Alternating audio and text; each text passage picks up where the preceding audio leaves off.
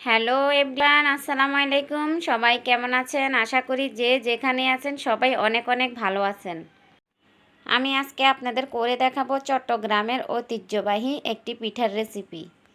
আর সেটা হলো চই পাকন পিঠা বা পাকন পিঠা। আর এই পিঠার স্বাদ কিন্তু একেবারে অতুলনীয়। তো চলুন দেখে নিই চই পাকন পিঠার রেসিপি।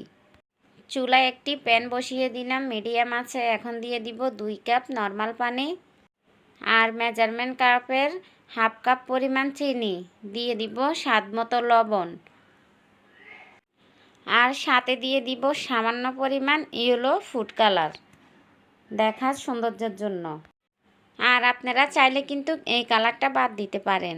আর এতে করে পিঠার স্বাদ এবং গ্রান এটা কোনোভাবে কমবে না, শুধুমাত্র দেখার সৌন্দর্যের জন্য কালারটা এখানে ব্যবহার করা হয়েছে। দিয়ে দিব 1 চা চামচ ঘি। চিনিটা যখন গলে পানিটা ফুটে উঠবে তখন দিয়ে দিব 2 কাপ চাউলের গুঁড়া। আমি এখানে শুকনা চাউলের গুঁড়া দিয়েছি। আপনারা চাইলে 1 কাপ চাউলের গুঁড়া 1 কাপ ময়দা দিতে পারেন অথবা প্যাকেটের আটা। আমি শুধু চাউলের গুঁড়ো দিয়ে এই পিঠাটা বানালাম।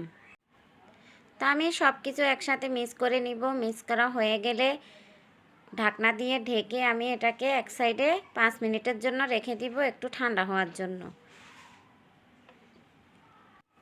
5 মিনিট পর হাতে একটু ঘি নিয়ে ডোটাকে আমি ভালো করে মথে নিব।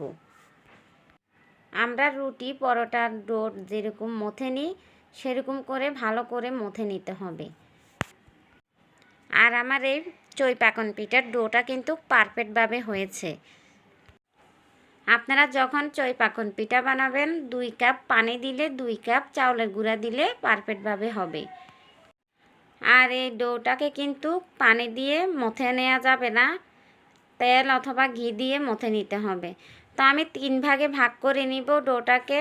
তা রুটির মতো বেলে নিব। আমি রুটিগুলোকে একটু বড় বড় করে বেলে নিব। তো আমি এখানে সামান্য আটা দিয়ে রুটিটাকে বেলে নিব। পরোটার মতো করে বেলে নিব, তবে পরোটা থেকে একটু মোটা হবে। আর এই চই পাকন পিঠা কিন্তু খেতে খুব মজা। বানানো কতটা সহজ আপনারা দেখে বুঝতে পারছেন। বেশি কিছু লাগে না, ঘরে থাকা কিছু উপকরণ দিয়ে এই চই পিঠাটা বানানো যায়। তো আমি রুটিটাকে বেলে নিলাম, পরোটা থেকে একটু মোটা করে বেলে নিয়েছি, আপনারা দেখে বুঝতে পারছেন। তো আমার পিঁড়িটা একটু ছোট, তাই আমি একটু ছোট করে বেলে নিয়েছি। আপনাদের যদি পিঁড়ি বড় হয় বড় করে বেলে নিতে পারবেন। তো আমার রুটি বেলা হয়ে গিয়েছে। এখানে আমি একটা পিৎজা কাঁঠার আর একটা স্টিলের গ্লাস নিয়েছি। আপনারা চাইলে যে কোনো কিছু দিয়ে এটাকে কেটে কেটে নিতে পারেন। এটা কোনো ডিজাইনের দরকার হয় না, এমনিতে বানিয়ে ফেলা যায়। আমি আপনাদেরকে কয়েকটা ডিজাইন বানিয়ে দেখাচ্ছি, খুবই সিম্পল। কয়েকটা আমি স্টিলের গ্লাস দিয়ে কেটে নিয়েছি আর কয়েকটা আমি পিৎজা কাটার দিয়ে কেটে নিয়েছি।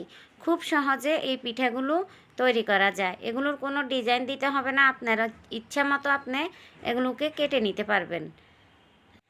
তো আমি এভাবে করে সবগুলো পিঠা বানিয়ে নিব।